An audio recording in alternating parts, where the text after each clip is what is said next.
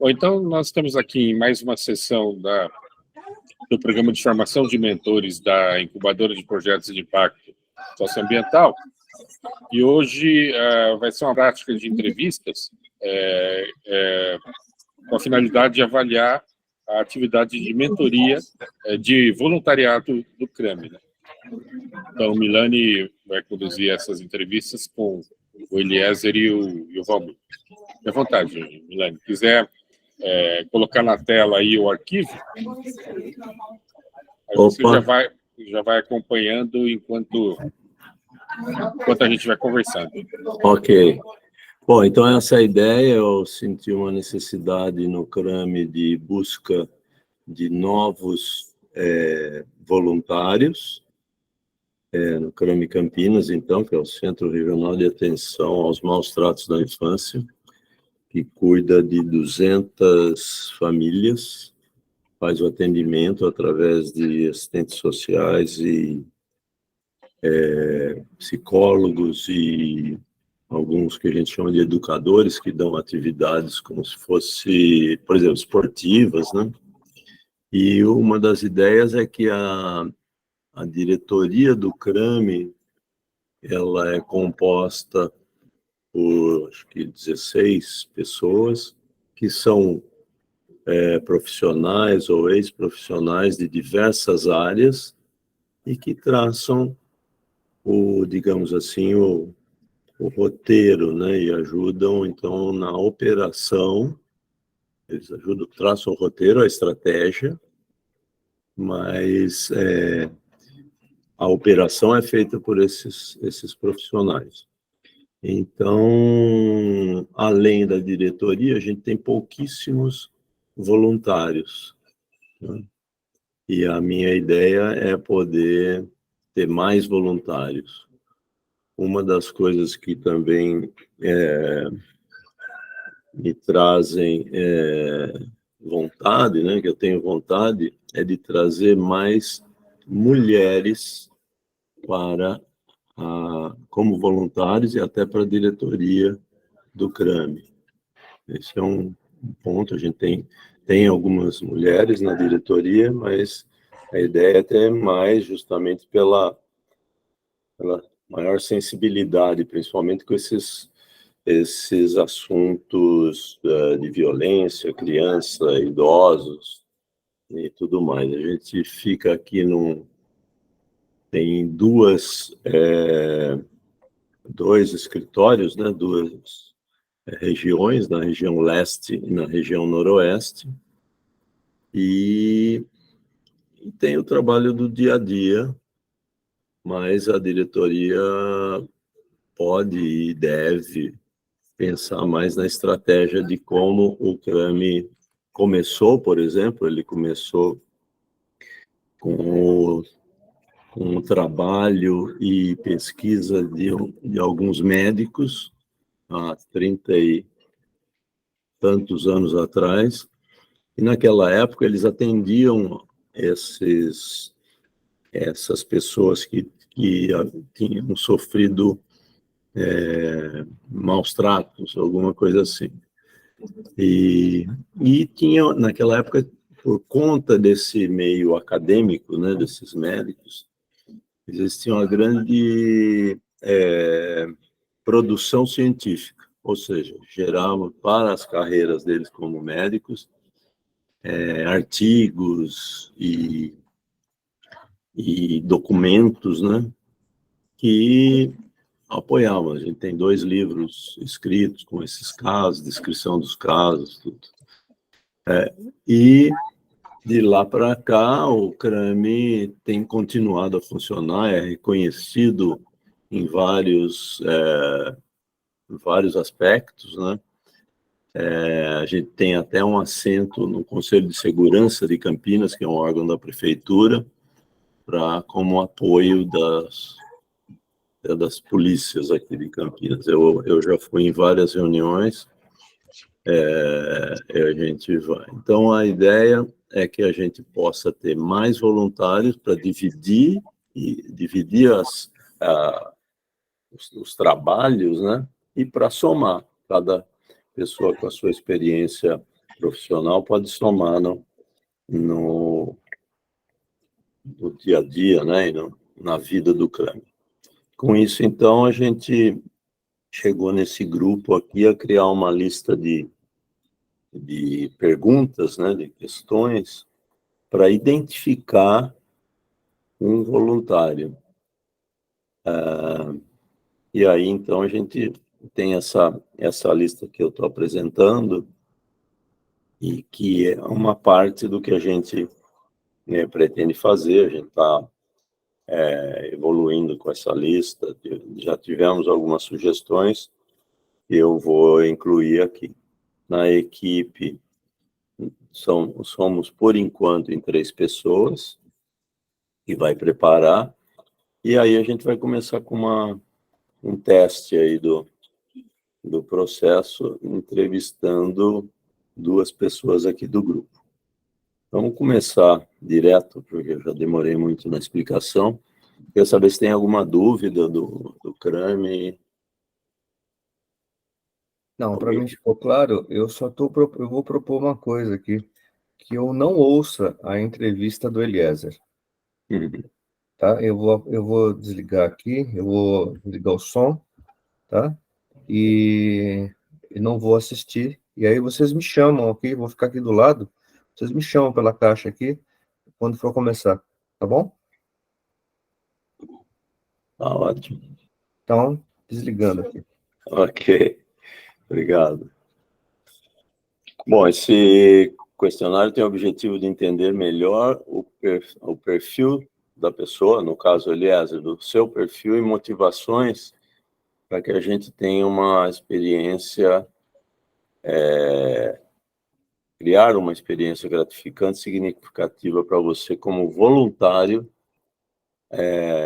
Nesse questionário aqui, a gente está falando do CRAME especificamente, mas como eu até quero usar isso nas outras OSCs que eu trabalho, podemos esquecer um pouco o CRAME. Se tiver alguma coisa, a gente vai falando. Ok, Eliezer, podemos começar? Senhor. Você já teve alguma experiência anterior com trabalho voluntário? Se sim, Sim. poderia compartilhar brevemente sua experiência?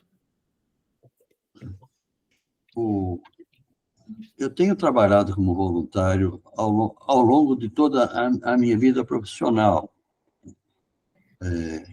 Lá em São José dos Campos, onde eu fui criado, meus pais, meus tios,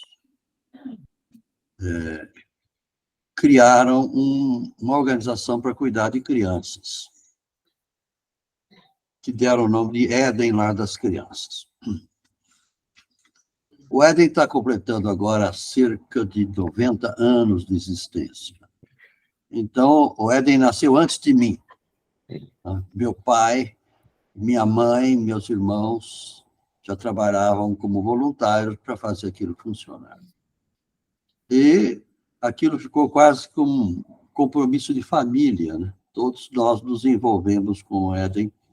E até hoje, 2023, estou trabalhando como voluntário no Éden, embora à distância, né? Estou aqui, mas eu trabalho pela internet.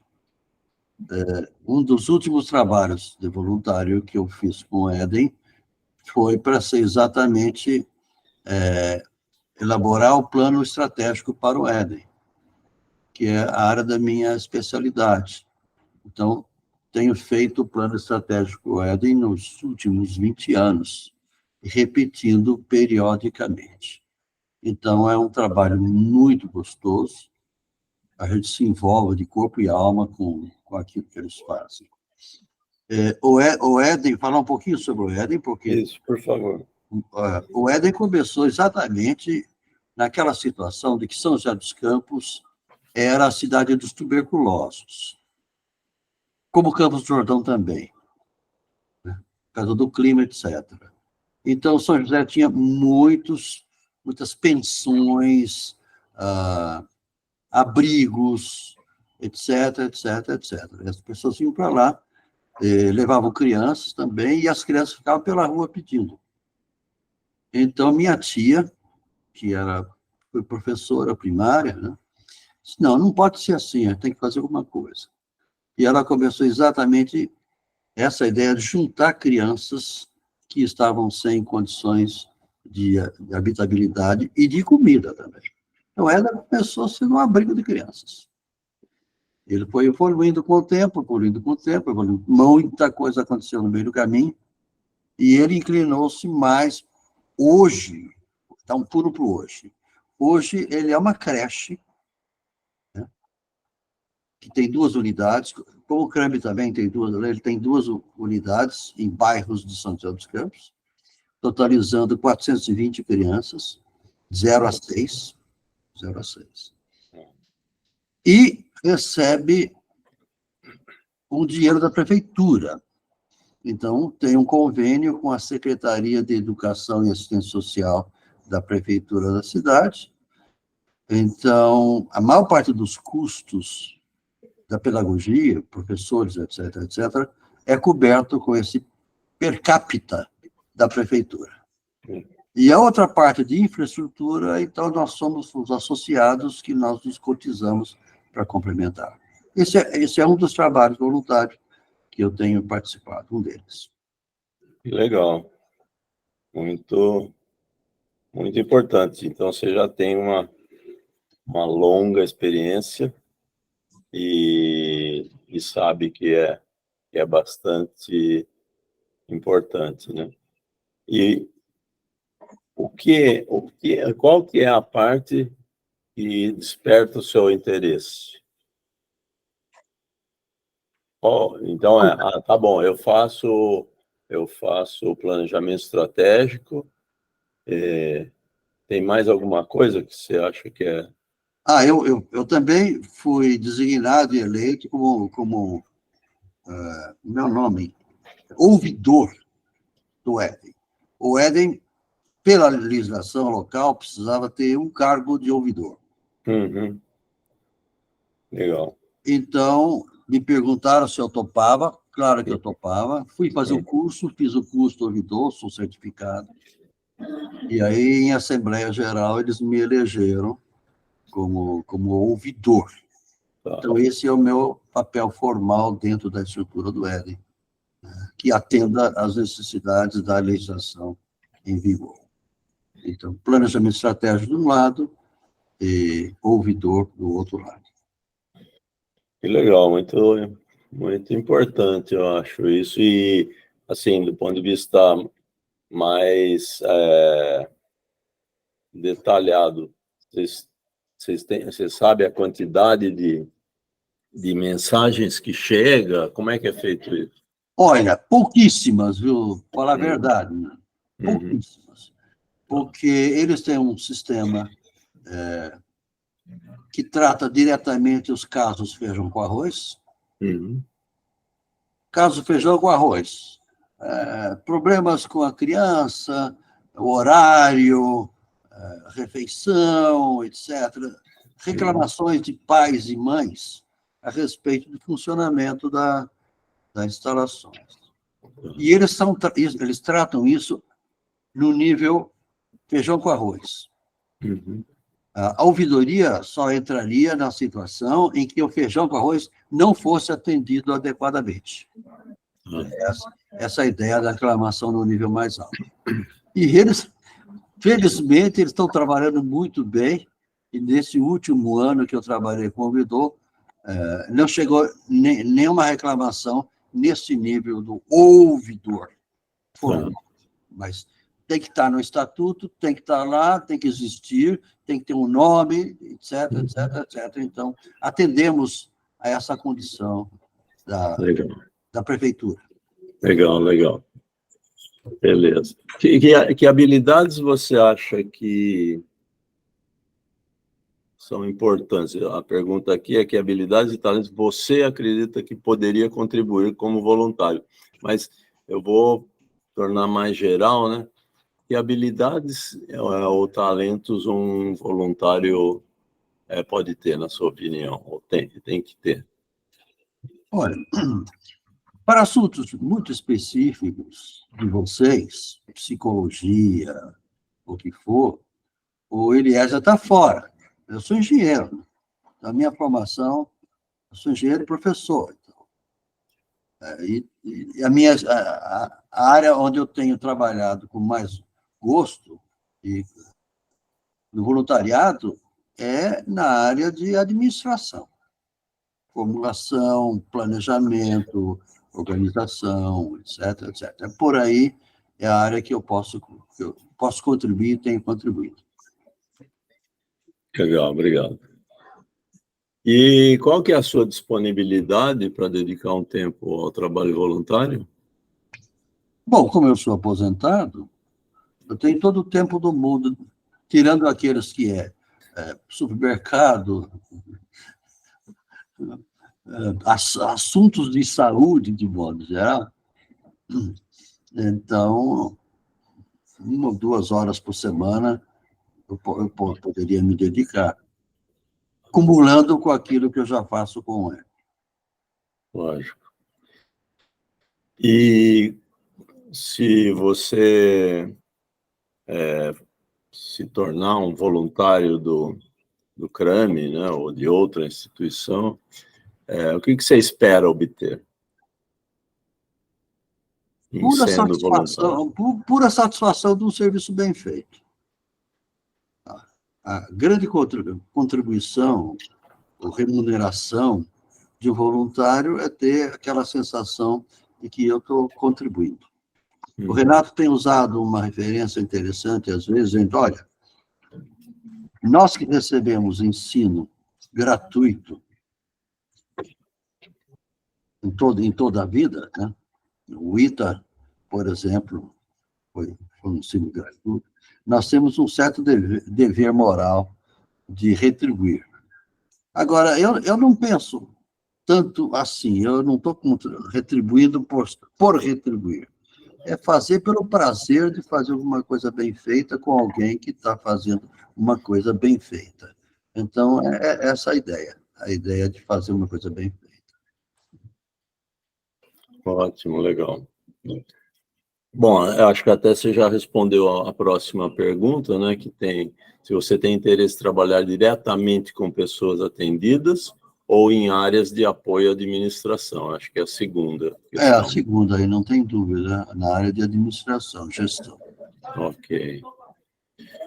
E quais são as suas principais motivações, então? Você comentou que a gente tem essa ideia, né, de devolver um pouco à comunidade, né, daquilo que a gente aprendeu, e você ainda citou mais do ponto de vista de ensino público, né, as faculdades que você fez, então, são públicas, né, mas tem mais alguma outra motivação para engajar como voluntário? Olha, Dani, nos últimos 5 anos que eu fiquei na Promon, eu fui superintendente de recursos humanos. E por que eu cheguei lá? Porque eu sempre me interessei por isso, em formação de gente. Em formação de gente, que eu sou professor, né? Uhum. Então, tem esse outro lado, formação de mentoria, esse próprio programa de mentoria que o Renato começou, está dentro da minha linha de interesse, formar gente que está começando, querendo fazer um novo negócio. Então, todo esse programa de mentoria de startups, hoje é a minha grande cachaça, né? O que me dá a maior satisfação de saber que eu estou participando do nascimento de um novo negócio e aumentar a chance de que esse novo negócio seja bem sucedido, ou reduzir a chance dele virar um fracasso. Porque as startups têm muito isso, né? Se você não fizer as coisas bem direitinho, você joga o esforço no brejo. Então, eu acho que aí tem uma contribuição para dar, sim. Legal, legal. Obrigado. E o que você sabe sobre o CRAME? e os serviços. O que eu sei do CRAMI é aquilo que você acabou de dizer. Só aquilo que eu ouvi de você. Eu não sei mais nada ainda. Tenho interesse em conhecer um pouco mais, talvez entre aqui na internet para ler alguma coisa a respeito, ou visitar uma instalação, mas eu não sei nada. Está convidado, está convidado. A gente tem essas duas instalações, né? Uhum. Às vezes tem jovens aqui com alguma oficina, mas o dia a dia é que os nossos profissionais vão lá para o atendimento externo, Uhum. tá? Mas está convidado. Eu vou te passar o endereço em seguida, para você vir um dia aqui. Sim, teria mais um prazer. Obrigado. Bom, a última pergunta desse bloco, pelo menos, né? Se você quer, a gente está buscando voluntários comprometidos. Eu já percebi que quando você se propõe a fazer alguma coisa, você trabalha, afinal de contas, todo esse histórico que eu não conhecia seu, né? Mas que eu acho que é muito, muito importante. Você acha que você estaria preparado para ser um voluntário do CRAMI? Eu tenho minha dúvida, Milani, para falar a verdade. Dadas as minhas limitações de idade, eu estou com 85, 86, e eu não sei até que ponto eu posso contribuir. Mas na base de 1 a 2 horas por semana, eu acho que estaria dentro de uma disponibilidade. Que ótimo. Ok. Muito obrigado. Fico feliz de, primeiro, conhecer a sua história, essa outra história sua. Conheço uma delas como professor e seu livro, mas essa outra de voluntário eu não sabia. É uma coisa bem legal e eu fico muito mais feliz ainda de conhecer com esses seus depoimentos aí.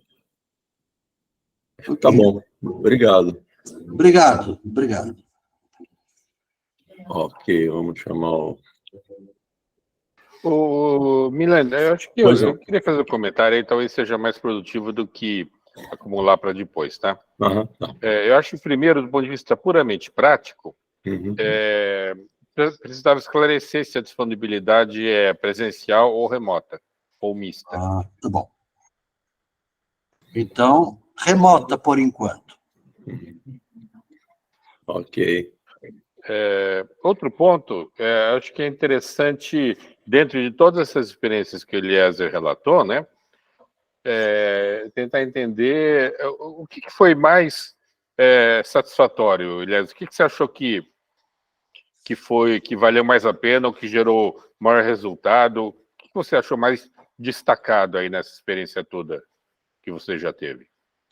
Olha, o resultado de um plano estratégico é uma coisa que acontece ao longo dos anos.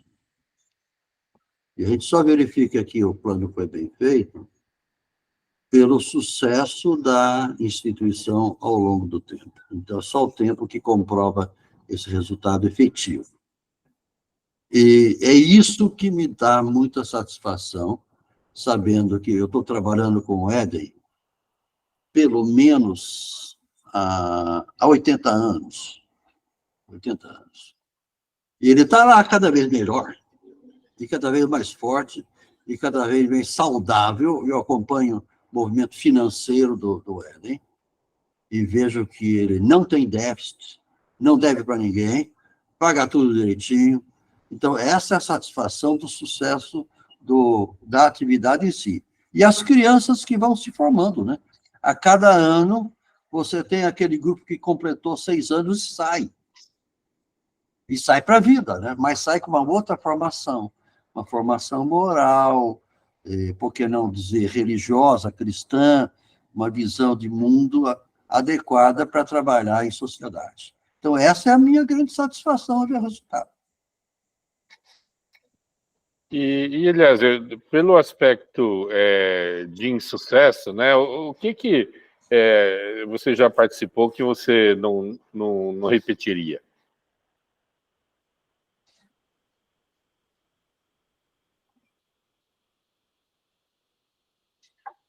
Difícil essa pergunta, Renato, mas nós tivemos insucesso no Éden numa tentativa de fazer um abrigo para idosos.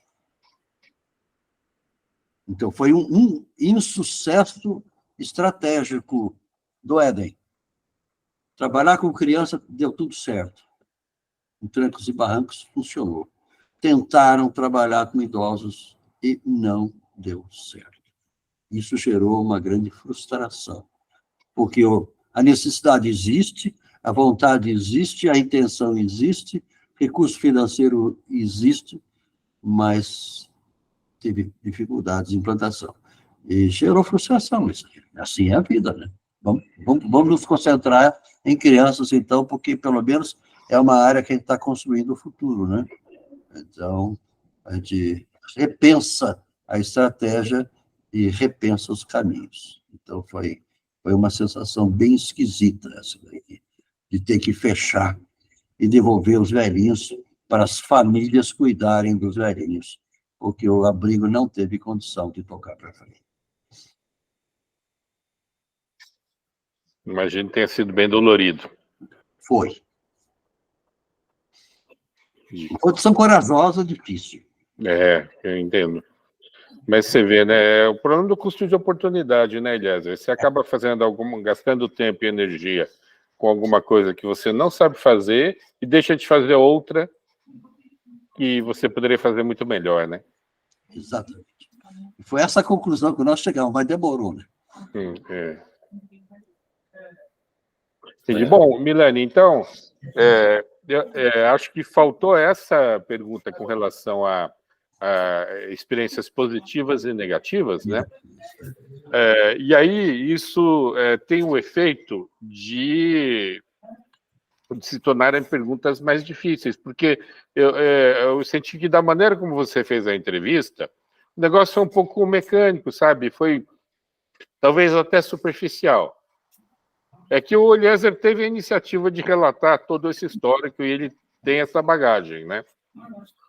Mas se não fosse isso, da forma como a entrevista aconteceu, ela teria sido só um bate-bola de perguntas e respostas sem uma questão de mais profundidade e mais autenticidade, o que significa que as motivações não foram provocadas, vamos dizer assim.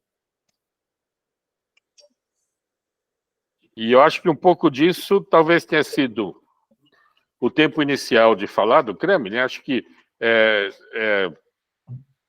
poderia ser o contrário, tá, Mila? Talvez devesse falar o mínimo possível, né? E focar muito mais no entrevistado, na pessoa.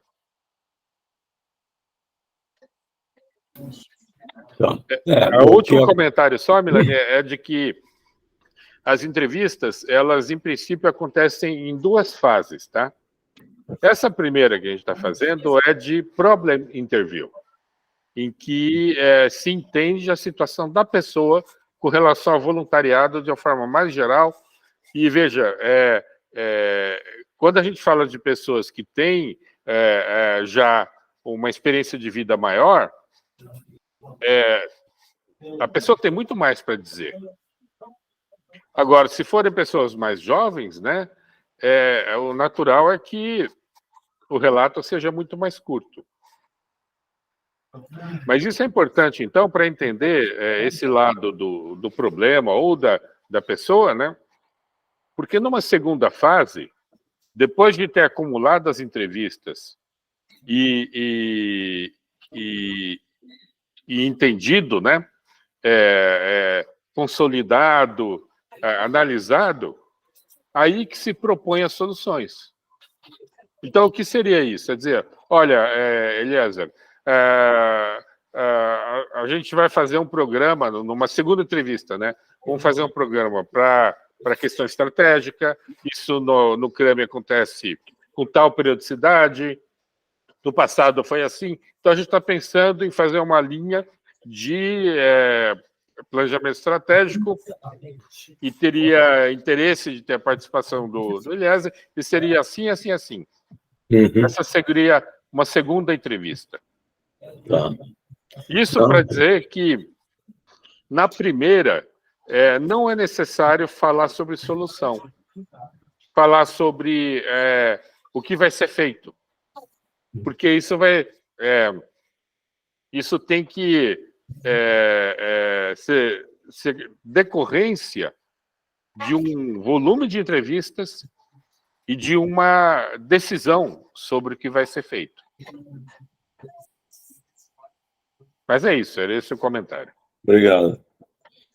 Valeu, obrigado. Uma das coisas que aconteceram foi justamente me pegou de surpresa a experiência do Eliezer como voluntário, então foi totalmente... E eu me identifiquei muito com ele, com a questão de a gente querer fazer alguma coisa, né? Daí eu parti para não falar mais, mas realmente eu concordo com você que acho que lá naquela hora onde você já ouviu falar do CRAME e tal, eu poderia ter falado naquela hora sobre o CRAME, talvez. Então vamos lá para o Valmir? Vamos lá para o Valmir, vamos chamar o Valmir. A bateria do laptop está acabando, mas eu estou com o celular aqui. Vamos chamar o Valmir, deixa eu ver. Será que eu assisto a entrevista dele ou agora eu tenho que sair também? Não, acho que não tem problema, né, Elias? Você já Acho que fez agora eu não vou abrir a boca, cara. Vou só escutar. Eu acho que você pode assistir, sim. Tá bom. Tudo bem, Então, Sérgio? Não dei bom dia para você. Meu celular aqui, peraí.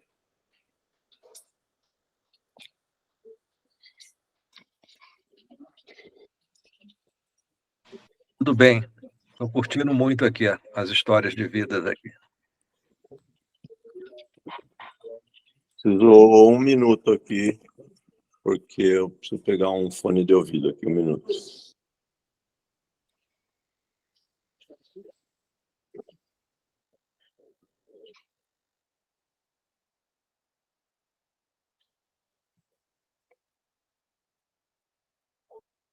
Valmir, tudo certo aí?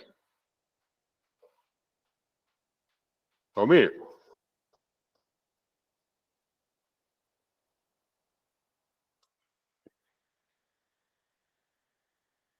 Valmir? Estamos aqui. Ah, tá bom.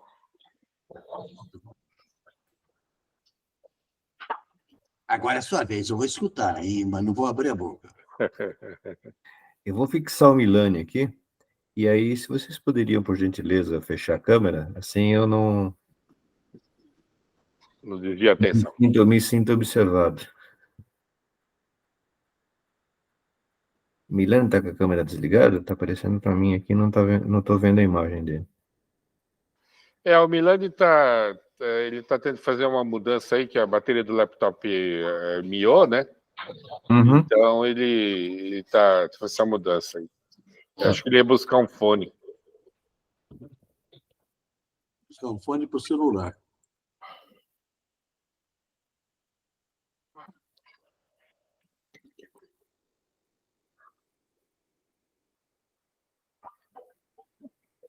O Eliezer, você viu a notícia desses... Bom, eu pelo menos vi por esses dias que vai ter um ITA em Fortaleza? Eu vi isso meio estranho, eu não entendi. Eu não entendi. Eu vi a motivação. E nos últimos anos no ITA, há um percentual, assim, só de pessoas do Ceará, mais de 10% eram de alunos do ITA, são oriundos do Ceará. E aí, na verdade, era não é comentarista, dizendo que claramente era reflexo do nível de educação no Ceará. E que depois alguma coisa assim relevante. Então, de 40% dos alunos, bom, o Ceará, por conta disso, né, estava atraindo do Nordeste vários alunos de vários estados, né, eles estavam se preparando lá e depois acabavam passando no vestibular do ITA. É. E aí resolveram, em função disso, vamos dizer assim, levar um instituto para lá. Eu vou pesquisar isso. Depois eu te digo. Eu vi a Eliane Cantanhede falando.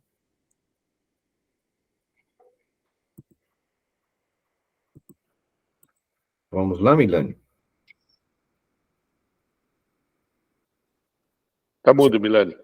Tá mudo.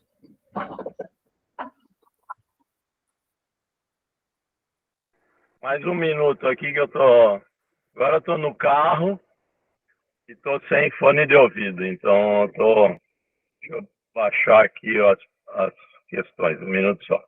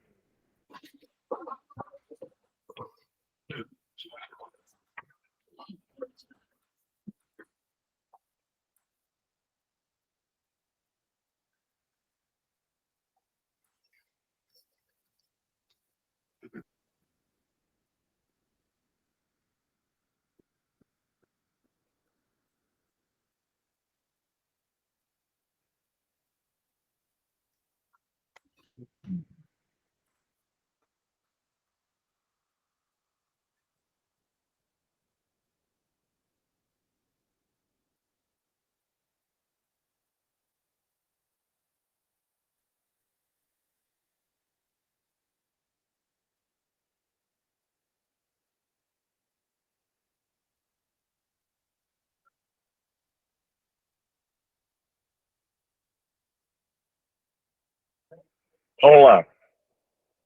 Vamos lá.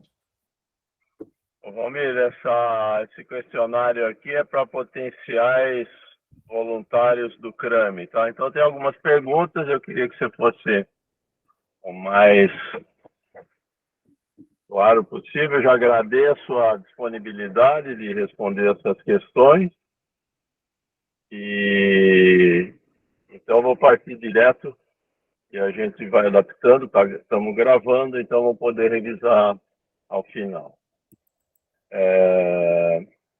Você já teve alguma experiência anterior como voluntário, como trabalho voluntário? Eu faço alguns trabalhos voluntários, mas relacionados à gestão,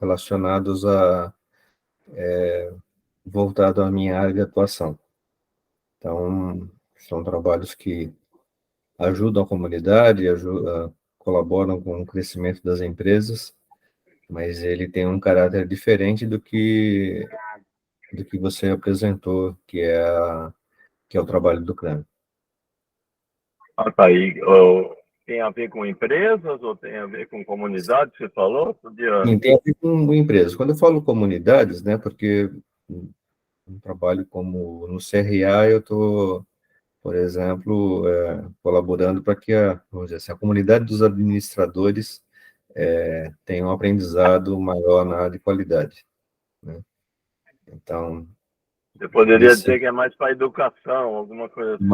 mais para educação, mais para, exato, para a evolução de gestão das empresas.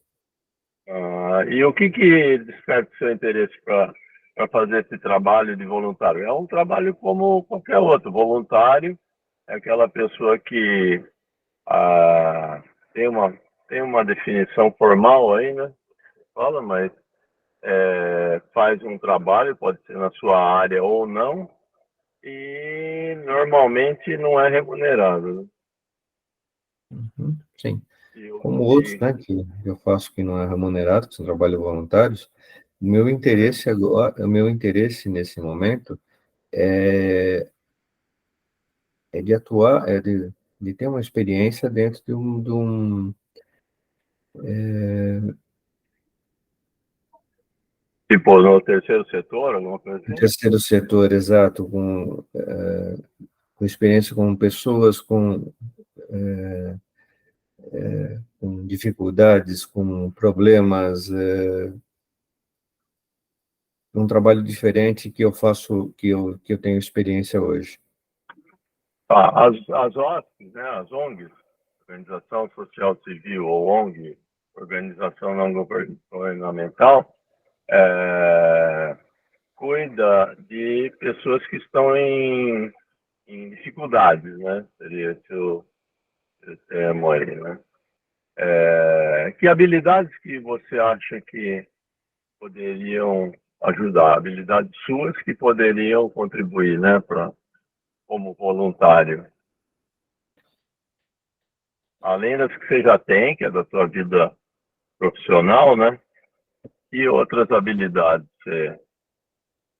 Eu entendo que eu tenho algumas características pessoais que poderiam ser valorosas, que seriam ser bons para... Eu sou um bom ouvinte, sou uma pessoa conciliadora,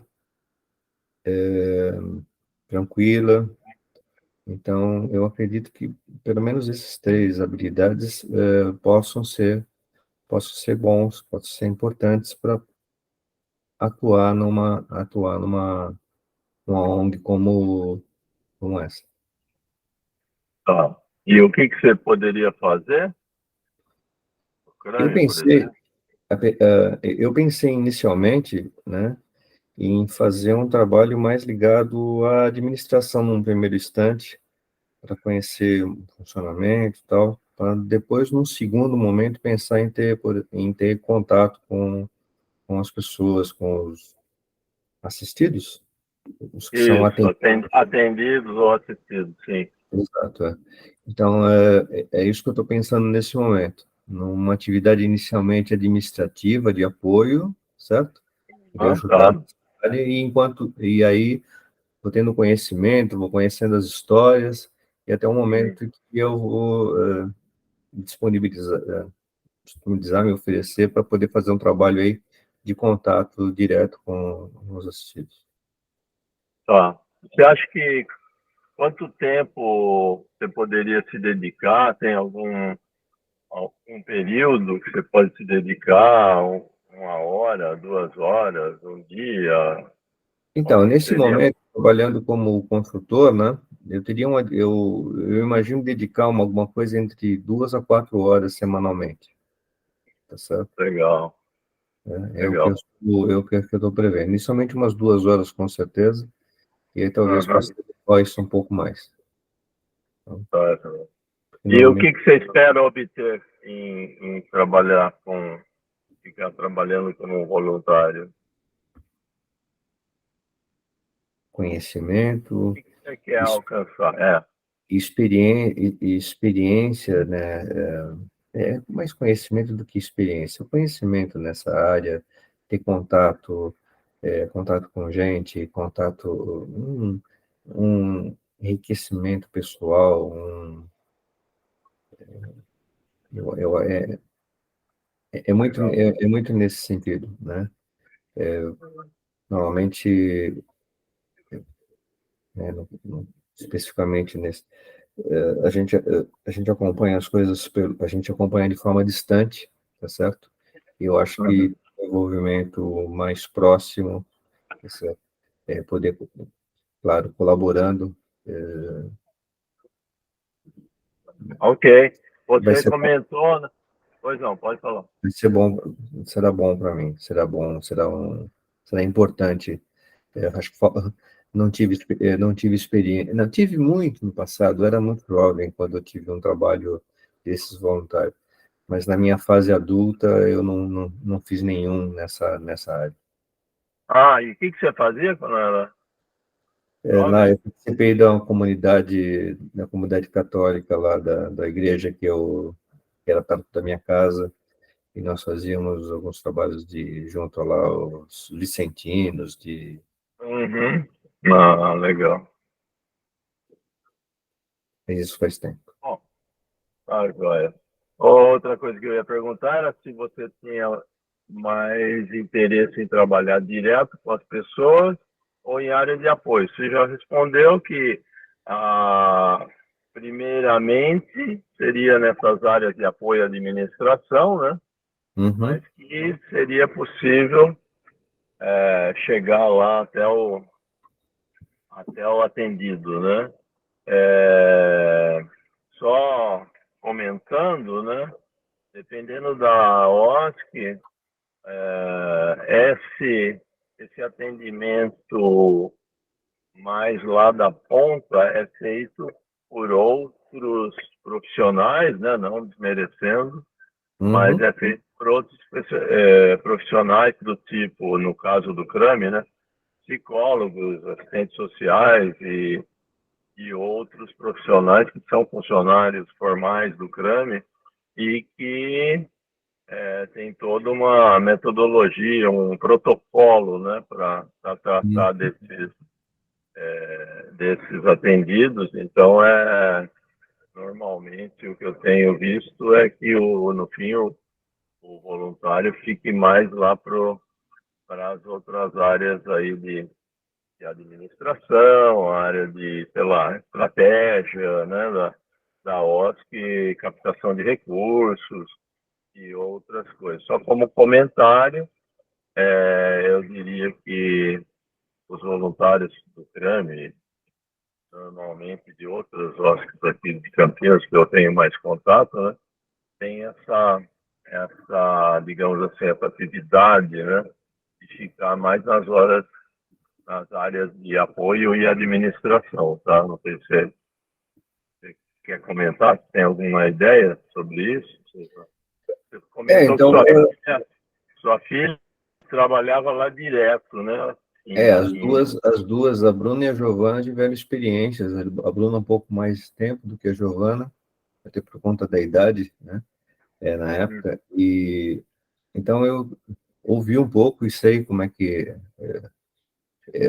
ouvia, né, os relatos delas sobre uma espécie de treinamento, uma espécie de preparação que elas tiveram para poder atuar em eventos pontuais, né? Certo? Sim. Mas eu posso imaginar que no caso do CRAME, com o perfil dos atendidos, né, que precisa realmente uma mão de obra, precisa de pessoas com um conhecimento específico, né, para atuar diretamente. Certo? Imaginar, mas o fato de atuar no CRAME, né, mesmo que seja no apoio, eu acho que a gente acaba de alguma forma tendo contato, tá certo? Né?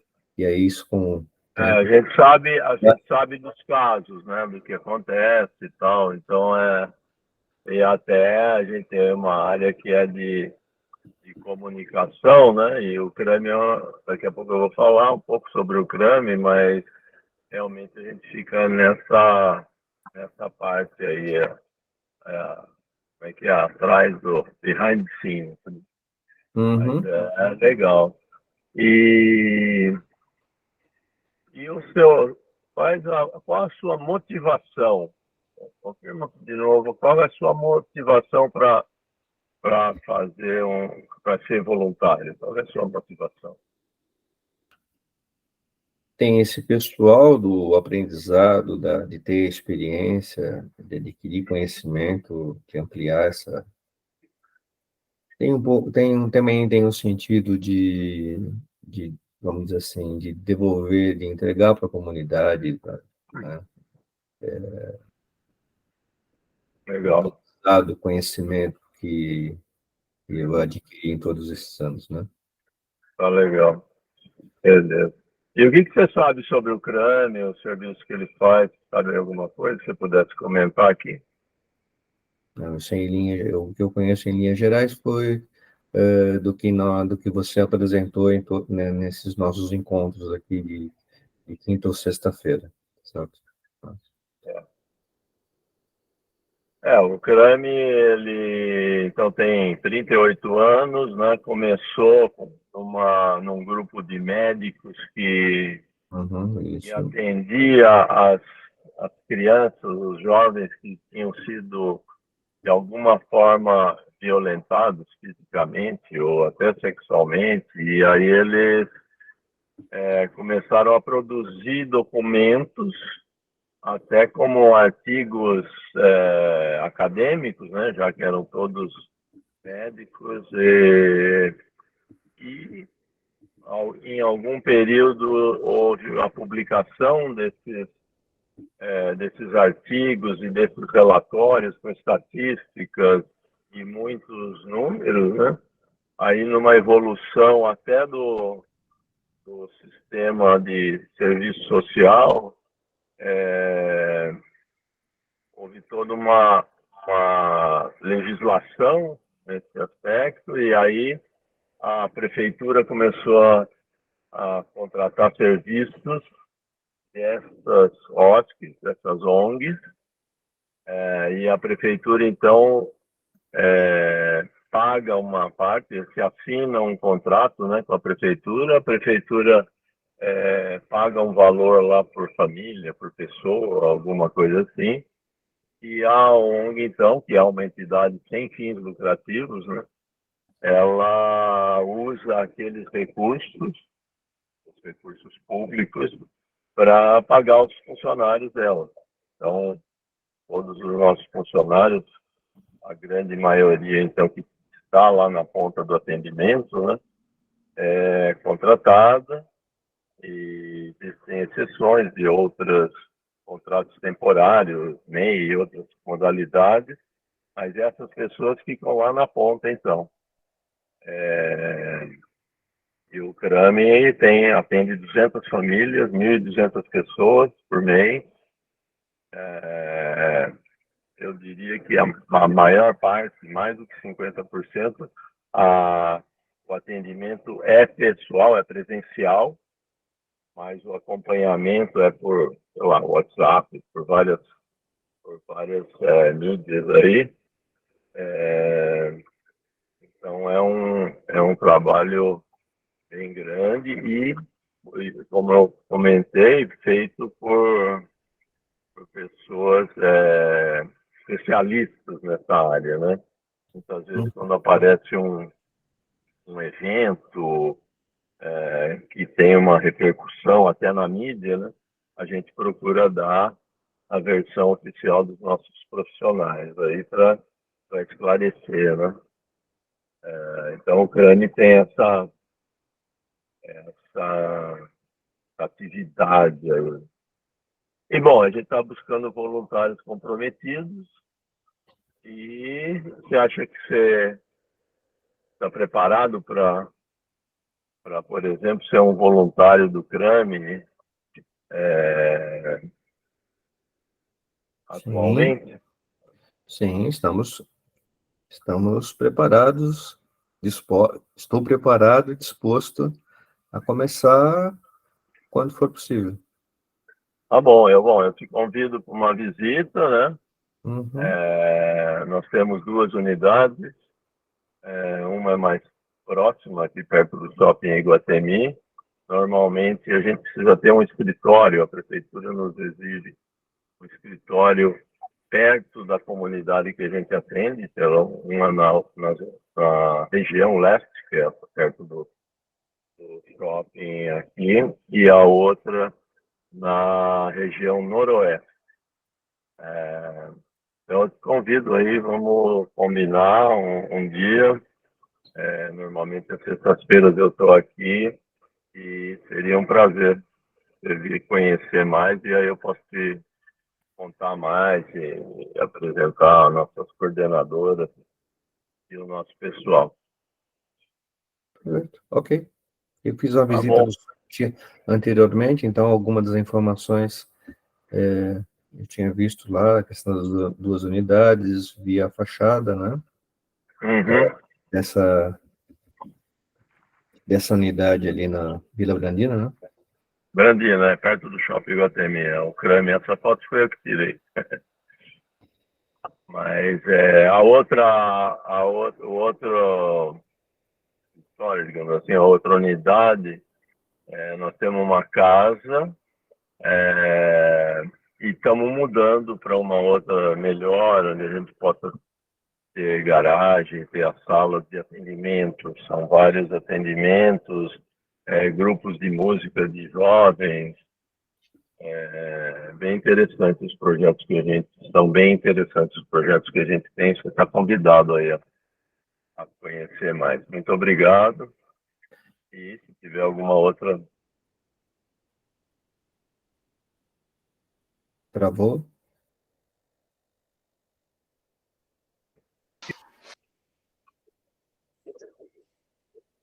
Não, Milani, ok, obrigado. Valeu. Melhorei na minha entrevista? Aquela parte inicial já ficou bem mais enxuta, né, Milani? Deixa eu perguntar uma coisa, Valmir. Sim. O Valmir comentou sobre o trabalho voluntário na igreja, né, quando era criança. Uhum. Você pode contar um pouco mais sobre isso, Valmir? O que era o trabalho? O que você fez? Lá era um grupo de jovens da comunidade de Santana, e lá nós tínhamos algumas ações. Eu participei durante um ano, tinha uns 17 anos, e os encontros eram aos sábados, né, no sábado à tarde. Então, tinha algumas ações por exemplo, de distribuição, junto com os vicentinos, às vezes de distribuição nas comunidades carentes acho que não nem se chamava de cestas básicas, eram mais alimentos assim pontuais, né? Um arroz, um feijão, certo? Fizemos depois uma campanha que eu me lembro de ter participado, de arrecadação de fundos para uma campanha específica. Tinha acontecido alguma coisa lá de uma das comunidades lá, uma das unidades. Fizemos uma espécie de pedágio ali na saída do Carrefour, né, pedindo contribuições especificamente para aquela comunidade do lado do Carrefour ali. Tinha acontecido alguma coisa, não lembro mais o que, mas precisávamos de recursos para comprar tipo cobertores, alguma coisa assim, né? Então foi esse trabalho, né, que foi isso, as coisas que assim que eu me recordo, né, de ter participado. E Valmir, nessa experiência, o que marcou para você? O que chamou a atenção? O que você guarda aí de memória como coisa relevante dessa experiência? Visitar as comunidades e conversar com as pessoas, né, aos 16, 17 anos, né, com necessidades assim muito diferentes da sua, né, naquela época foi muito impactante. Posso dizer que foi muito impactante ver a necessidade básica que muitas pessoas tinham, né, certo? Morando naquelas comunidades. Então, me recordo que isso ficou assim bastante, ver, por exemplo, outros jovens da mesma idade como como viviam, né? E nós estamos falando disso da década de 80, né? Como Você viviam. chegou até lá por conta de estar na igreja, ter alguma atividade na igreja? Então, bom, eu sou católico, né? E sempre ia às missas, né? Desde a infância, de São Paulo, depois mudando para cá, sempre ia às missas. E aí eu tinha uma proximidade lá com o padre da comunidade de Santana, lá da época, e aí eu me encontrava com ele no ônibus, quando eu voltava da ETEC, e aí ele falou, você devia participar, né? Acho que seria interessante para você e tal. Eu dizia, puxa, eu tenho a semana ocupada, pois tinha 40 aulas naquela época na ETEC. Ele falou assim, não, mas sábado à tarde, dedica um período para você, vai fazer bem para você. E aí, foi com esse convite que eu tinha, né, os vizinhos, os colegas de futebol de rua, né, que também participavam, e aí comecei a participar lá da comunidade dos jovens, chamada de Comunidade dos Jovens de Santana. Valmir, você acha que, então, essa experiência, esse conhecimento aí que você adquiriu, né, essa realidade dessas outras pessoas, isso influenciou você, mudou a sua visão das coisas depois disso? Isso ainda influencia você de alguma maneira? Sim,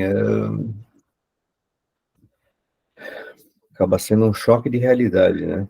Acaba sendo um choque de realidade. É como depois não fiz mais nenhum trabalho parecido, né, de visitar sem, também não houve nenhuma situação que permitisse visitar, mas é, é como ir aos hospitais, né, quando você tem uma situação, ou você vai visitar algum parente, vai visitar algum amigo, em que você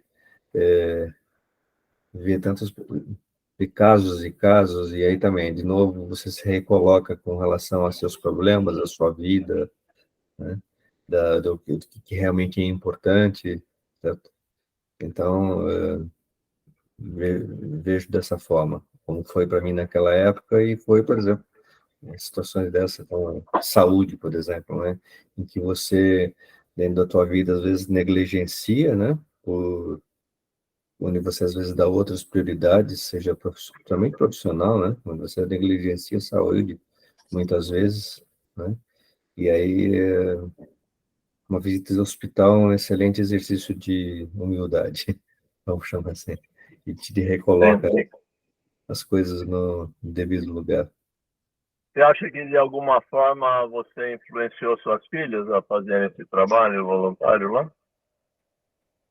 Não, não, acho que eu não me lembro de ter comentado isso a elas, mas a gente sempre ofereceu a elas, né? A gente disponibilidade, sempre incentivou que elas participassem de eventos extracurriculares, vamos chamar assim, né? Tanto relacionados a esporte ou, né, tanto que elas praticaram esporte no clube, mesmo dentro da escola, mas mais no clube. Então, mas não houve influência minha. Foi iniciativa delas mesmo de terem colegas, de conhecerem e se interessarem. Bruna primeiro e depois a Giovana, acompanhando a experiência da irmã, ficou interessada também e acabou participando. Nós temos uma unidade aqui em Souzas, até relativamente perto aqui de casa, né? Mas, coincidentemente, se fosse mais longe, não haveria problema. Nós, nessa parte de incentivar, levaríamos onde fosse, se elas tivessem interesse. Tá certo? Até porque houve outros trabalhos por conta de envolvimentos aí já na fase mais adulta, né? E aí ajudei levando alimentos, foi na época como é que chama, da Covid, né, na época da pandemia, A pandemia, né? levamos para uma Realmente comunidade. despertou muito. A gente percebeu isso, né? Naquela época teve muita ajuda, muita doação, tiveram muitas campanhas, né? Mas Agora, Valmir, legal. você encara essa questão dessas atividades voluntárias como uma atividade que cada um da família faz individualmente, né? Ou você encara também que existe aí a possibilidade de fazer essas atividades voluntárias em conjunto, né? Como membros da família fazerem isso de forma conjunta? Porque a experiência que o Eliezer contou da atuação dele, né? É que é uma tradição de família, né, Eliezer? É um projeto da família dele, né? Já até anterior a ele, né?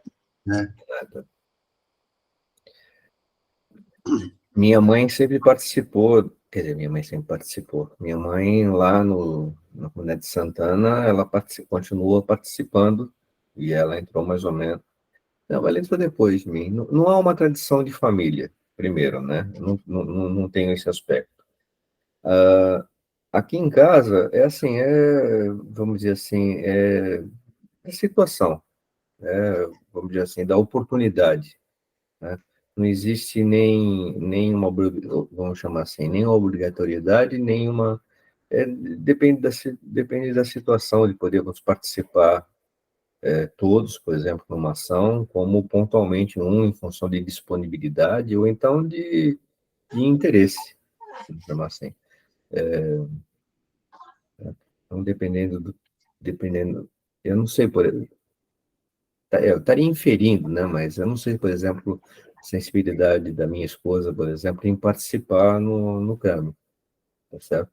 Talvez numa outra instituição ela tivesse mais afinidade, certo? Isso são 30 e tantos anos de convivência, né? Mas eu estou inferindo aqui, eu estou até revelando algo que é pessoal, mas assim, do que eu conheço da sensibilidade da minha esposa, da Cléo, talvez esse não seria um perfil para ela, seria uma outro tipo de comunidade, um outro tipo de ONG, um outro tipo de assistência, outro tipo de apoio, que seria mais alinhado com a... Tem uma pergunta que eu não fiz para o Eliezer, e que é um assunto que é discutível, né? Que normalmente, quando a pessoa é contribuinte de uma ONG, ela pode fazer depósitos lá, doar um tanto em dinheiro, né? Esse assunto eu não falei com o Eliezer, ele deve fazer, mas talvez eu possa entrar nesse assunto. Quando eu entrevistei esses 3 últimos voluntários aí, que eu estava começando a perguntar para eles, eu sempre falava, olha, tem gente na ONG que faz depósitos, ou doa roupas, ou doa mantimentos, né? Talvez eu vou pensar numa pergunta que pudesse levar, ou numa explicação que pudesse levar essa pergunta da disponibilidade dela. Normalmente, o valor é livre, tá? No ITT ficou definido lá, isso pode ser definido no estatuto, né? Então a gente faz uma doação de R$150 por mês, mas as outras ONGs que eu trabalho não tem nenhuma obrigação, nenhuma decisão disso, mas talvez seja bom eu, pelo menos, mencionar esse assunto, né, Eliezer? Não sei o que você acha, Renato. Eliezer caiu. Milani, eu acho que a atuação voluntária e doação são assuntos diferentes. Uhum. E que eles podem acontecer simultaneamente numa mesma pessoa. A pessoa pode ser tanto voluntário quanto doador, né? Mas eu vejo que criar algum tipo de vinculação nos assuntos não parece que seria producente. Eu concordo com o Renato. Bom, tá bom, isso vai aparecer lá para frente e tal, né? Mas eu acho que aí seria, Milani, uma ação específica de arrecadação. E a gente está falando aqui do problema específico do voluntariado. certo. Respondendo ao Milani. Há vários papéis que se pode desempenhar em colaborar com o Éden. Um deles é puro voluntário. Dá o tempo físico, o pessoal que cuida do bazar, o pessoal que cuida disso, cuida da limpeza, da segurança, etc, etc. É tempo físico e disponibilidade.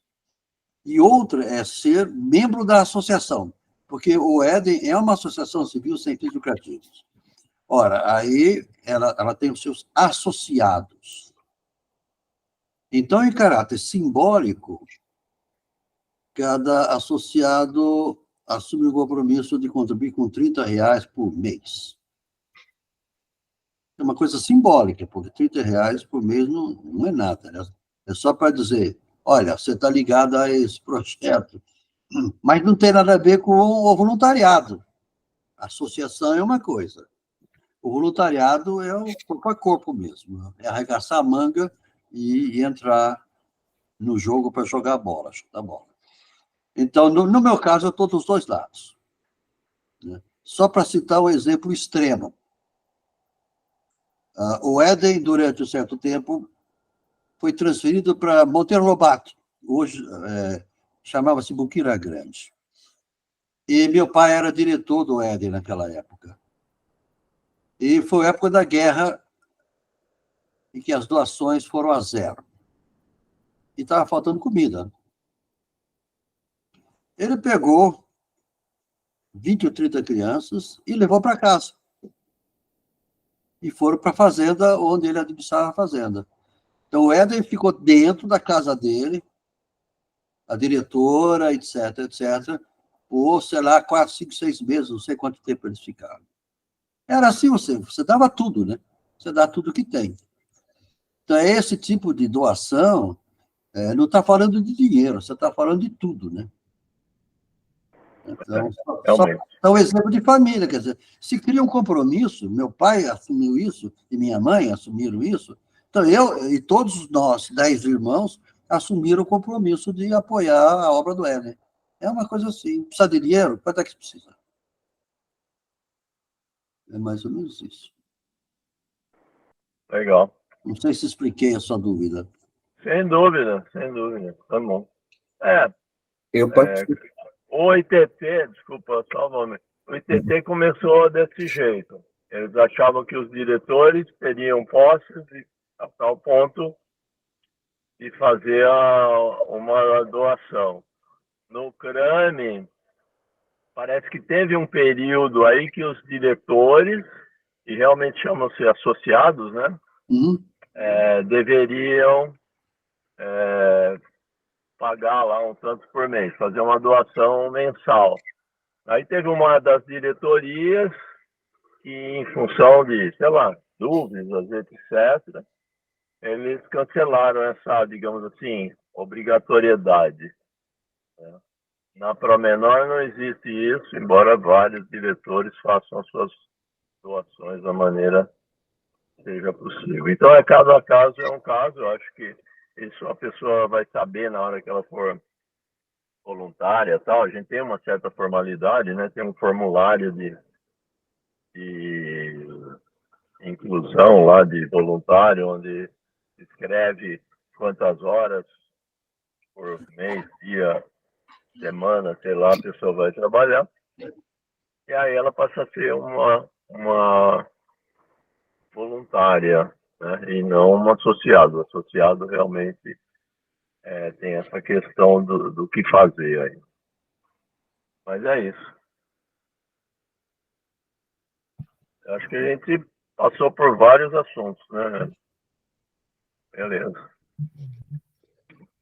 Ok, então acho que a gente pode ir agora para a fase de comentar sobre as entrevistas, né? Então, acho que primeiro os entrevistados aí, né, Eliezer e Valmir, comentar sobre a entrevista, sobre a abordagem, sobre os assuntos, com a contribuição aí para o Milani.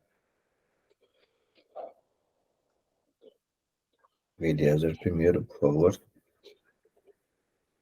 O Renato, eu acho difícil para mim estar olhando no processo e depois, do outro lado, criticar o processo.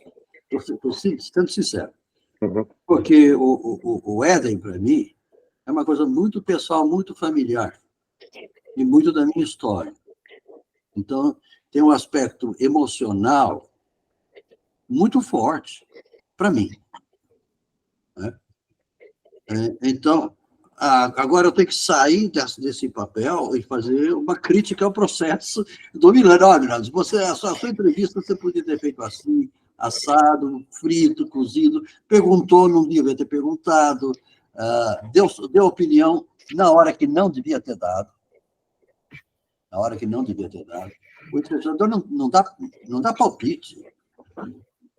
Quem está entrevistando não dá palpite. Ele pode fazer perguntas, pedir mais esclarecimentos para tornar mais claro aquilo que a pessoa está tentando responder. Mas não, eu também concordo com você. Se concordo com você, você já está dando opinião, você está direcionando um pouco a resposta naquilo que você gostaria de receber. Então, ficar num papel mais neutro seria preferível, viu, Heráclito? Mais neutro. Acho que a única observação que eu teria feito quanto a isso. Agora, as perguntas que ele fez são as perguntas que eu faria. Agora, aquela pergunta que liga para a emoção, o que mais te agradou e o que mais te aborreceu, são perguntas muito importantes e não pode faltar. Porque aquela que trata justamente as dores e as alegrias. Então, olhando a gente como se fosse cliente potencial, né? Quais são as dores e quais são as alegrias de um potencial voluntário? Dali você extrai tudo. Mais do que informação, você extrai sentimentos. E ninguém entra a ser voluntário pelo raciocínio. Pelo raciocínio não devia nem entrar, eu acho. Ele entra pelo coração, ele compra uma causa. Então, você faz perguntas, tenta identificar se o cara está disposto, eu tenho motivação para comprar uma causa. Mesmo que você dá por uma hora por semana, mas ele comprou a causa. Acho que é isso daí. Eu acho que essa discussão não participei, né? Deve ter sido depois da entrevista do. Vocês poderiam só me contextualizar um pouquinho? Essa última citação do Eliezer com relação a aspectos positivos e negativos, algo assim. Não, inclusive, foi o Renato que trouxe depois do pós-entrevista, ao estender a entrevista, ele estressou essa pergunta. É isso daí, eu estou exatamente reforçando aquilo que o Renato trouxe mais forte depois, para comentar. Tenta extrair sentimentos. Tá. Então, essa parte que eu não ouvi. Entendi. No seu caso, ele já perguntou um pouco mais. Certo. No meu caso, ele não tinha perguntado tanto.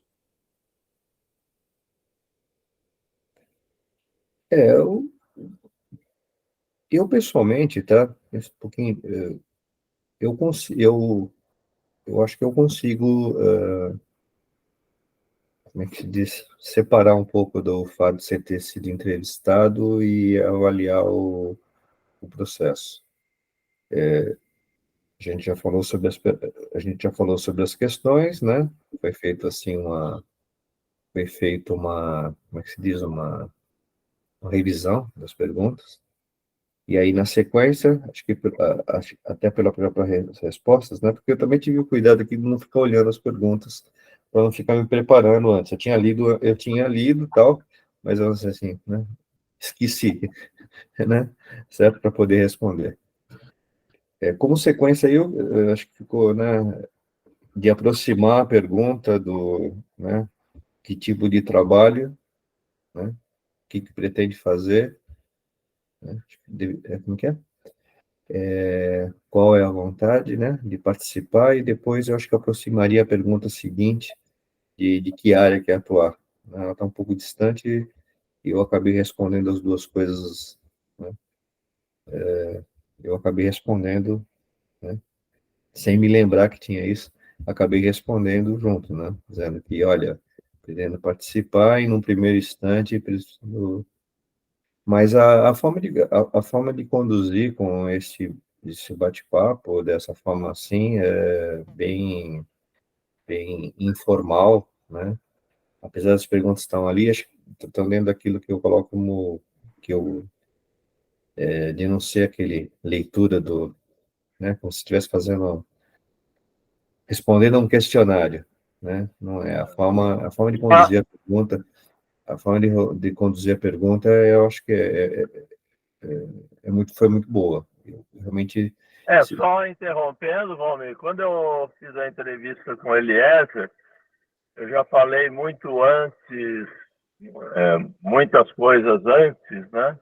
Que de certa forma são desnecessárias, né?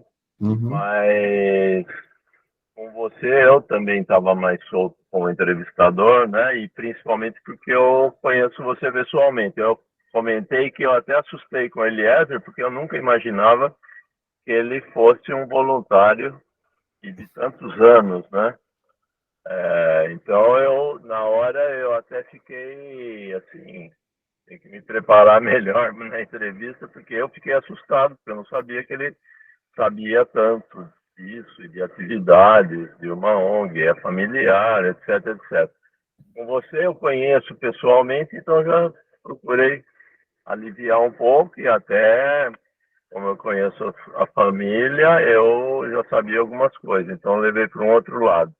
Mas eu acho que faz parte, né, da entrevista. Eu acho que eu coletei várias coisas que acho que vão ser interessantes para a pesquisa, né, Renato, Elias?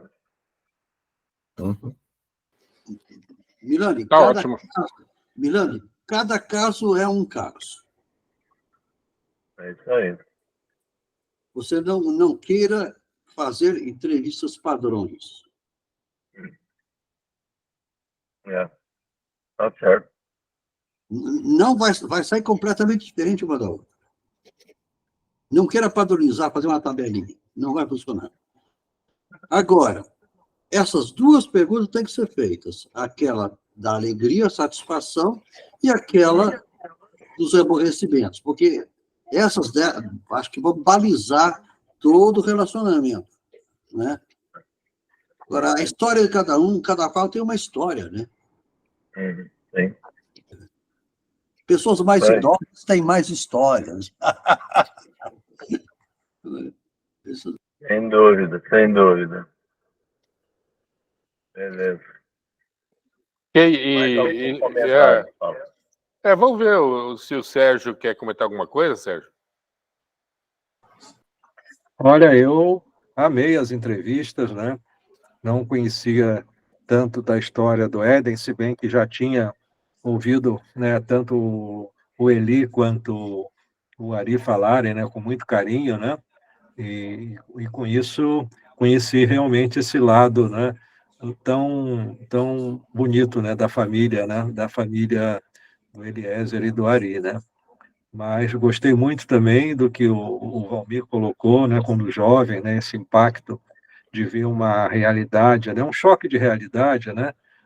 Então, isso realmente é uma característica, né, parece, né, do nosso grupo, né, de ter essa sensibilidade mais aflorada para a questão social, para a questão humana, né, que na verdade todos nós somos humanos, né, e nessa idade, né, quer dizer, nessa idade média que nós estamos aqui, né, a gente consegue colocar isso em prática e realizar esse sonho aí, né, de, como o Eliezer falou, de retribuir ou de contribuir, né, com aquilo que a gente tem de melhor, que é o amor ao próximo, né.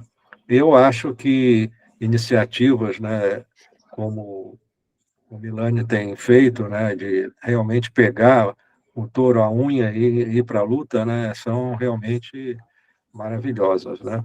Eu também já fui voluntário várias vezes, né, da minha vida, né, e, de certa forma, valorizo esse trabalho e percebo a grandeza desse trabalho e, estando aqui no grupo também, eu quero colaborar, né, da maneira que for mais adequada tanto para o CRAME como para o Éden, né? E só queria fazer um comentário, porque ontem o Eliezer não estava, e foi combinado com a doutora Magali Marcondes, que é uma assistente social com 32 anos de experiência, uma série de palestras gratuitas que ela vai dar para as OSCs, ONGs, né, que o Alexandre parece que vai combinar melhor com Milândia, né? Aí podia envolver também o pessoal do Éden, né? Lá em São José, para o Eliezer avisar, né? Eu falei com o Alexandre à tarde, a gente combinou de fazer uma tipo videoconferência, alguma coisa assim, e combinar mais algumas coisas com ela e identificar para quem que ela pode dar essas palestras, workshops, sei lá como é que chama, mas vai ser legal, com certeza vamos tornar público isso. E gostei do Renato estar gravando isso daí. Sem dúvida. De certa forma, Renato, na quinta-feira a gente não está gravando mais, sabe? E eu acho que é uma perda, né, para a formação de mentores na quinta-feira, né? Mas tudo é dentro do possível, né? Sim. Deixa eu falar. Eu assino o Google Workspace, né? Pessoalmente. Então eu consigo gravar se eu gerar o link, né? Eu acho que o Crame também tem, a gente consegue. Então, pelo meu usuário, um desses usuários aí, eu acho que como voluntário desse grupo aqui, eu posso fazer a gravação aí. Vai mudar o link, né? A gente atualiza as pessoas. Mas a gente consegue gravar assim mesmo quando o Renato não tiver, ou se ele não tiver, eu crio o link e gravo. Seria importante, porque essa pessoa, né, essa Magali Marcondes, né, ela tem uma vivência completa na área de assistência social. Eu entrei aqui no LinkedIn dela, né, e estava vendo, né, tudo que ela já contribuiu, né, e é muito para as ONGs, né, e as OSCs, né. Ela trabalhou no DRAD. Sérgio, a gente pode discutir isso na quinta-feira, né? Eu queria focar para a gente encerrar aí, dar caminhamento para a questão das entrevistas. Então, foi muito válido, né, esse exercício de metodologia, né, e eu espero que a gente possa continuar. E agradeço aí a todos. Tiba, algum comentário aí? Você quer posso dar de contribuição para o Milani? Não, nenhum comentário, não, mas eu gostei das entrevistas, eu acho que é isso mesmo. A gente tem que olhar muito na perspectiva da pessoa, né? Que trabalho voluntário é trabalho como qualquer, só não é remunerado, mas a pessoa pode não ter pagamento, mas ela quer ter uma retribuição. E isso vai no lado do emocional, né? Claro, porque não tem dinheiro envolvido, mas se a pessoa participa, alguma coisa ela quer em troca. Não é dinheiro, mas alguma coisa ela quer em troca. A gente tem que descobrir isso. Isso eu achei interessante. Falou. Bom, Milene, do ponto de vista de metodologia, né, o Eliezer ressaltou a questão das experiências positivas e negativas, né? E justamente na proposição de valor, né, no modelo do Osterwalder, o lado direito do velho Proposition Canvas, ele tem 3 componentes: Customer Jobs, Pains e Gains. Então, a tendência natural é a gente colocar em evidência a questão dos jobs, né, e deixar meio que esquecidas as questões de dores e ganhos. Então, o exercício que eu fiz, que o Eliezer ressaltou, foi esse, de questionar explicitamente a questão de dores e ganhos. Então, essa é uma disciplina, né, um uso da metodologia que acho que ficou evidente, né, a importância de cobrir também dores e ganhos. E aí, dentro dos jobs, né, olhar as questões funcionais, sociais e emocionais.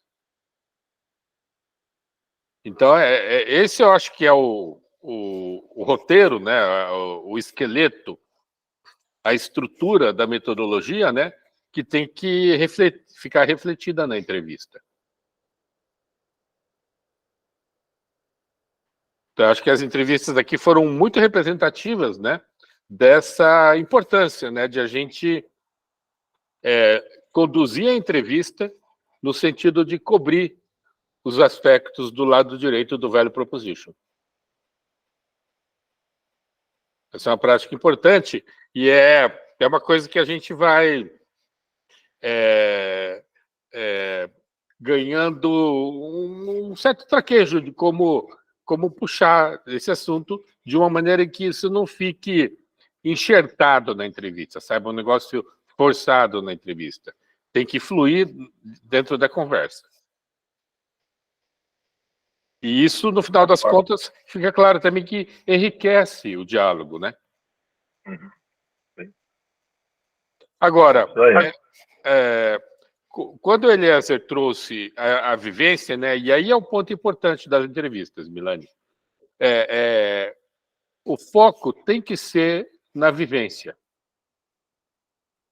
Então, a vivência do voluntariado pro Eliezer é uma tradição familiar. Eu diria até que é um legado familiar. E que o Eliezer, a geração atual, está responsável por carregar esse legado para transmitir para a próxima geração. E isso talvez não seja alguma coisa isolada. Isso pode acontecer em outros casos, né? E isso tem uma importância social enorme, porque é um compromisso, né? É uma dedicação muito além da escolha pessoal. A gente estava observando aqui e focando as entrevistas no aspecto da escolha individual. Enquanto fica claro que, para o Eliezer, isso vai muito além. É um valor da família. Então, existe um compromisso dos componentes da família do Eliezer de levar essa coisa adiante como um legado que pertence à família. Então, é um valor social de uma dimensão que a gente nem imaginava. E isso ele também tem paralelos, né? Em casos como você falou do Crame, que tem um histórico todo, tem uma tradição aí, e significa que que a diretoria, os voluntários, no final das contas, são os fiéis depositários desse legado. Então, tem uma importância social aí que a gente não tinha evidenciado ainda. E que é uma motivação muito forte. Então, o que acontece na questão da proposição de valor, né? Tudo isso que eu estou comentando tem a ver com o lado direito da proposição de valor, que é a realidade do cliente. A outra metade da proposição de valor é a oferta que a gente faz para esse público-alvo. E essa oferta tem que ser composta de itens que endereçam coisas que aparecem do lado direito. Então, existe aí uma disciplina de recolher aquilo que é importante para o público-alvo e montar uma oferta que está atrelada a esses pontos.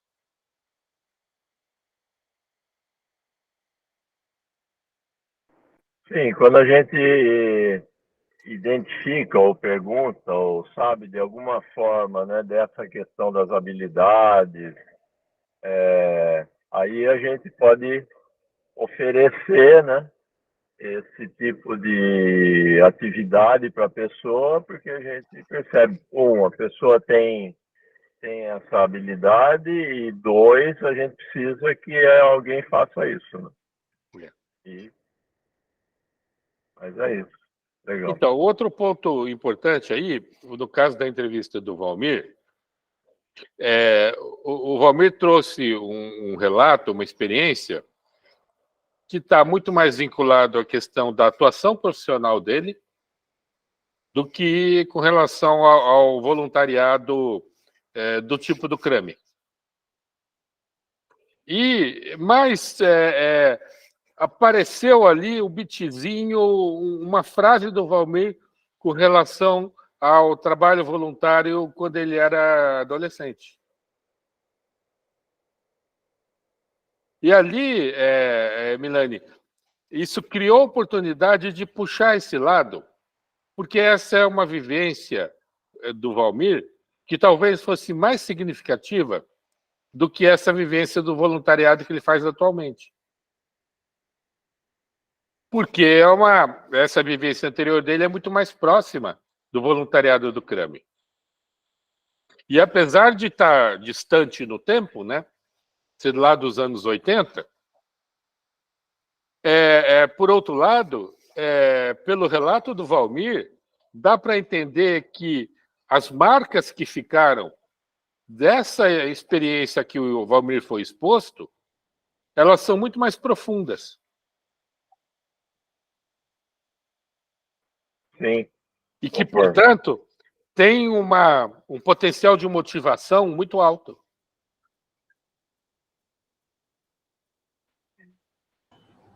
Renato, você bateu em cima. Então, a marca da emoção é aquela duradoura. É aquela que 70 anos depois você lembra. Meu pai fez isso. Minha mãe fez aquilo. É uma marca emocional. Não é o que ele fez, mas ele fez o que tinha que fazer no momento. E no caso do Valmir, então, você imagina o garoto lá que o Valmir era, criado lá em uma situação privilegiada, chega lá e dá aquele choque de realidade. É uma marca profunda na personalidade do Valmir, não tem dúvida nenhuma, né, gente? Tem um aspecto, só acrescentando, que realmente é a distância. Quando eu era criança, na faixa de 5, 6 anos, 7, a minha avó, isso morando em São Paulo, né? Minha avó morava lá na Vila Guilherme, e aí perto da casa dela, muito próximo, tinha uma chácara, em que vivia uma família pobre, casa de madeira, um barraco, tá certo? E eles recebiam, que era uma coisa adicional, né? Eles recebiam, lá perto tinha um Eletroradiobras.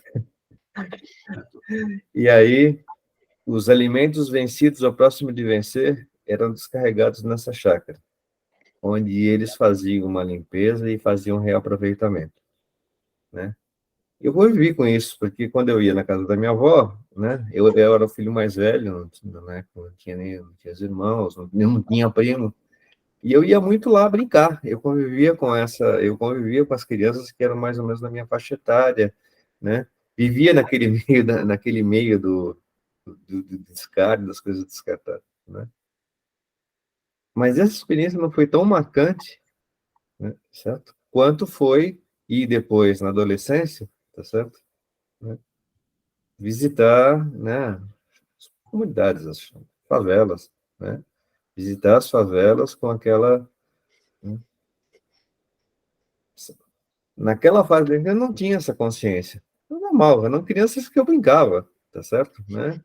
E notava que eles viviam ali, parte dos alimentos era de alimentos vencidos até, certo? Né? Enquanto que como formação, foi muito mais impactante, claro, a experiência lá com a comunidade de jovens, né? Aos 16, 17 anos. Então, e também me chamou a atenção bastante o relato do Valmir, do paralelo que ele fez com relação a visitar o hospital e a consciência que a gente ganha, né, com relação a cuidar da própria saúde, né? Então, os relatos todos foram muito ricos, mais ricos na medida em que foram vivências, e vivências marcantes, que têm importância na vida até hoje, porque aí está viva na memória, né? Uhum. Então, eu acho que esse é o caminho que você abre, Milani. Quando o assunto que você puxa dessa questão do voluntariado vai bater nessas vivências aí. Acho que isso não... essa profundidade, essa importância, né, das vivências, a minha expectativa é que vai se repetir de inúmeras formas. Cada pessoa vai relatar de um jeito diferente. Eu acho que assim, na hora que eu começar a perguntar para pessoas que, por exemplo, né, já foram voluntários no CRAME, isso vai trazer realmente bons resultados. Na hora que eu entrevistar pessoas que nunca foram voluntários, vai ter uma outra conotação, ou seja, um outro resultado. Ou seja, realmente cada um é de um jeito. Tem o cara que só está acostumado lá, eu dou R$50 por mês para a ONG e ela se vira, né? Uhum. A casa da sopa lá, que a nega liga perguntando, daí você dá o dinheiro, não, eu tô ajudando a ONG. Você não faz nem ideia, primeiro, que aquele dinheiro lá, aquela ligação é feita por um telemarketing que pega uma parte da sua doação e você nem sabe, né? Então, realmente é um ambiente bem vasto aí. Mas é isso. É legal. Muito legal esse exercício e eu acho que vai ser legal. Na hora que eu mostrar para as outras pessoas que vão participar aqui, vai ser bem rico. Que bom que a gente gravou. E, Milani, veja, você vê, teve aquele caso que você contou da pessoa, do voluntário que foi atendido, né? Quando era criança, né? E você relatou a emoção toda envolvida naquele relato, né? Hoje a gente viu a relevância dessa questão na família do Eliezer e, portanto, para ele também, né? E a gente viu essa experiência adolescente aí do Valmir, né? São todas experiências muito diversificadas, né? Mas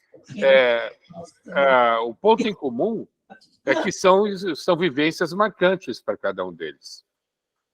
Então, a gente está procurando a emoção e a gente tem que ter, lógico, o respeito, né, pela experiência, pela vivência da pessoa, né? E a gente não pode querer explorar isso, usar isso para o melodrama ou virar um negócio piegas. Não é isso. A gente está olhando aquilo que é autêntico, aquilo que a pessoa relata como uma vivência real dela.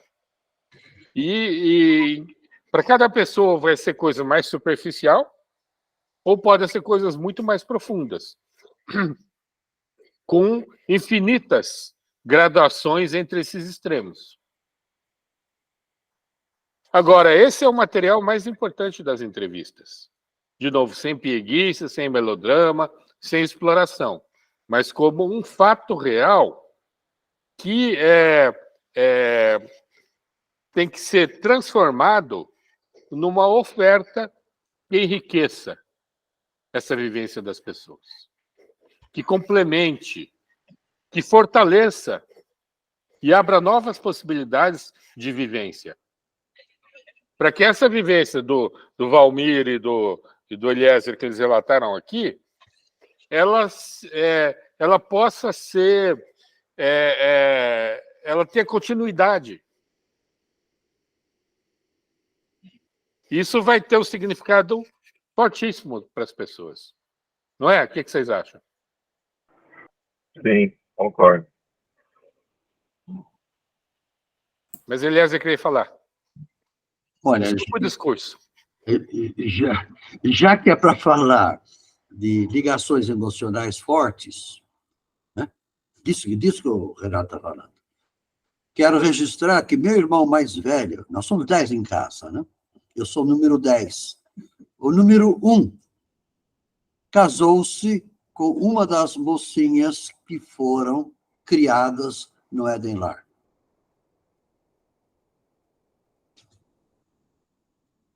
Então, ela é minha cunhada.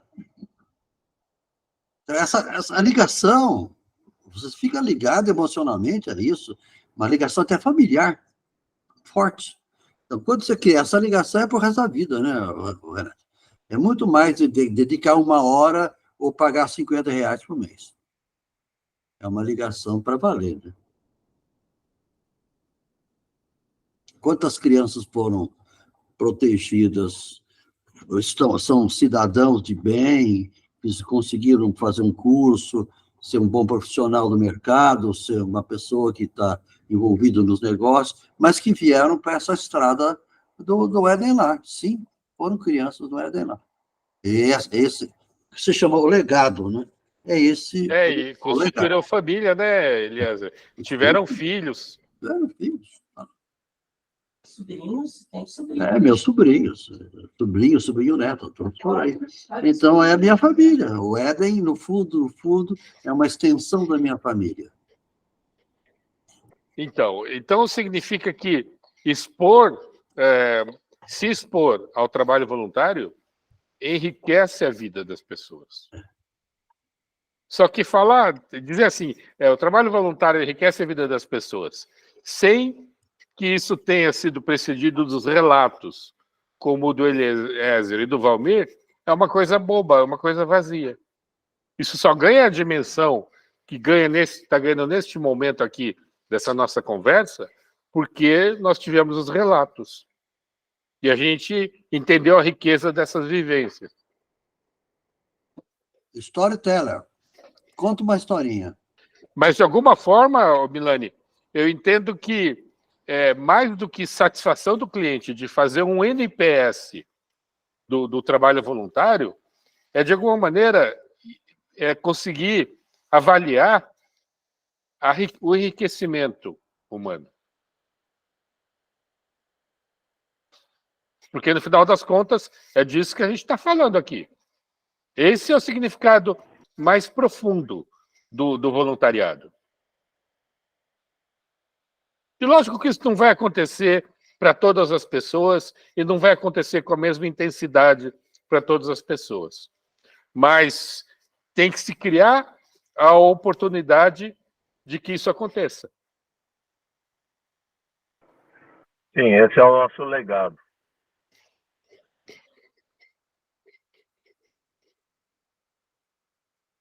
É o legado e, assim, a gente tende a ficar focado no serviço social, no benefício social assistencial. E a gente está vendo que para o voluntário não é isso só. Não. É para ele também.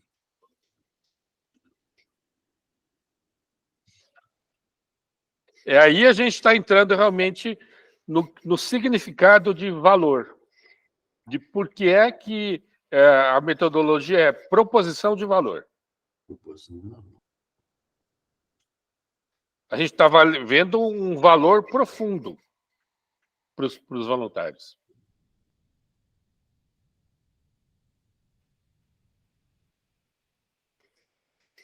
E aí vem um outro lado dessa coisa toda, né? É de a gente ser capaz, na atuação como mentores, de ter esta percepção conceitual, essa percepção sutil das sutilezas, mas que não são sutilezas periféricas, secundárias. São coisas cruciais mesmo na vida.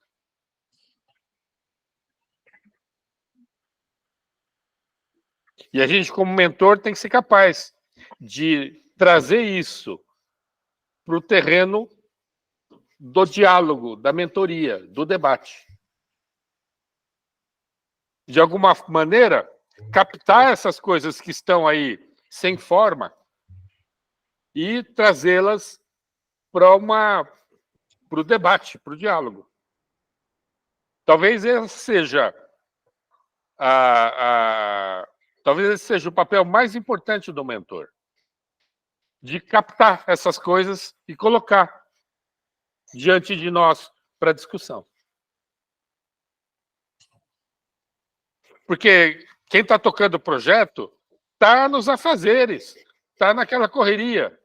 Não tem tempo de parar e deixar tudo isso sedimentar.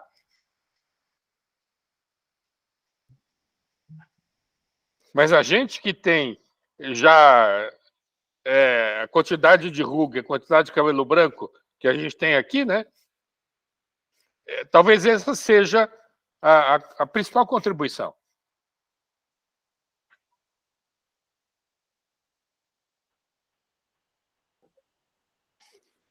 Então, é isso. Olha, agradeço muito a disposição de todos de participar desse experimento. E esse talvez seja um modelo interessante de a gente praticar entrevistas em aberto, assim, desta forma. Sim, sem dúvida. Gostei muito. Sim, sim. Sem dúvida. Muito bom. Ok. Feito, pessoal. Aprendendo com o processo. Aprendendo com o processo. Aprendendo com o processo. É isso mesmo.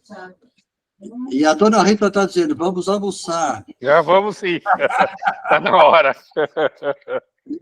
Um abraço para vocês. Feito, gente. Bom fim de semana. Muito obrigado. Bom fim de semana. Obrigado. Um abraço, bom fim de semana. Obrigado. Tudo de bom. Tchau, até mais. Tchau, obrigado.